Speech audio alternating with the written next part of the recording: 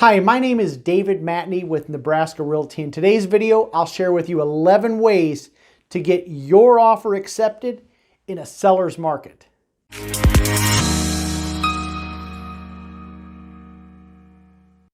Hi, in today's video, I'll discuss the 11 ways to improve your chances of getting your offer accepted in a seller's market. My name is David Matney with Nebraska Realty, and I'm a local realtor here in Omaha, Nebraska. If this is your first time here to my channel, please be sure to hit the subscribe button, ding that bell for notifications, and give this video a thumbs up. When you're purchasing a home in a seller's market, you may find yourself in a multiple offer situation. This can be very frustrating for a buyer, and today we'll give you some tactics to improve your chances of getting your offer accepted. Tactic number 1, be quick. The first strategy is to be first. When a home hits the market, you have to be prepared to move quickly. The longer you wait, the more possible offers you may be competing with. Find an agent you're comfortable working with so they can assist you and notify you immediately once homes hit the market. All right, tactic number 2, write a letter to the seller. This is a simple strategy that can help your position. Research the seller. You may be able to find a common connection. Maybe they were in the military, maybe they like pets. Be sure to include a photo and make it an honest, heartfelt letter so you are able to appeal to the seller on an emotional level. All right, tactic number 3, a strong pre-approval letter. Not all pre-approval letters are created equal. A pre-approval letter from a reputable local lender is preferred versus an out-of-state or an online lender. All right, tactic number 4, look for ways to accommodate the seller. Ask the seller if they have a preferred closing date or a preferred title company. Get creative. Perhaps you could accommodate the seller by giving them additional days to move after closing. All right, tactic number 5 involves the earnest deposit. A large earnest deposit will show your level of interest and your level of commitment.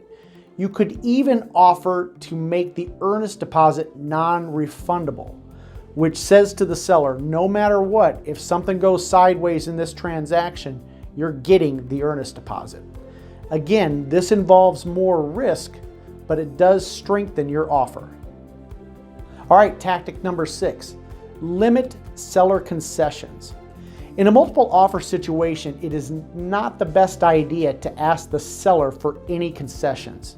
Now, many first-time buyers will need assistance with closing costs, and in a multiple offer situation, they may want to ask a relative instead of asking the seller to pay for any of their closing costs in order to strengthen their offer. Tactic number 7, home inspections. This tactic involves more risk. You may want to purchase the home without being contingent on the home inspection. Now, most deals fall apart for 2 reasons: financing and home inspections. Purchasing a home as is will improve your chances. However, it does increase your level of risk.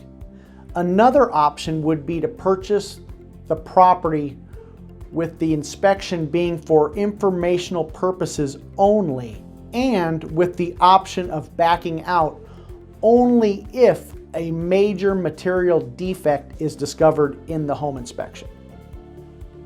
All right, tactic number 8, go over list price. This tactic is obvious. The stronger the offer, the better your chances. This option may be a limitation depending on your type of financing, which leads us to your next tactic. Tactic number 9 deals with the appraisal. Depending on your financing and your availability of funds, you could go over list price and make your offer not contingent on the appraised value of the property. All right, tactic number 10 is a little unusual. And this is a tactic that you don't see employed very often. But you could offer as a buyer to pay some of the seller's closing costs. Now, This tactic can only be exercised if you have the means to do so. Be sure the listing agent clearly understands this clause. Now, this is not used very often, and it can be an effective option in some circumstances. All right, finally, our last tactic would be to include an escalation clause. This tactic says that you will offer, let's say, $2,000 over any other offer up to a certain amount. For example, let's say your offer is for $200,000, but you include an escalation clause that says, hey, I'll pay $2,000 more than any other offer up to, let's say, $220,000. Okay, so let's say another offer comes in that's for $210,000.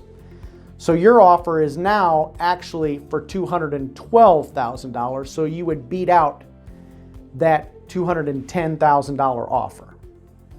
I hope you found these tactics helpful. Have you ever been in a multiple offer situation? If so, leave a comment in the comment section below. And if you like this video, give it a thumbs up.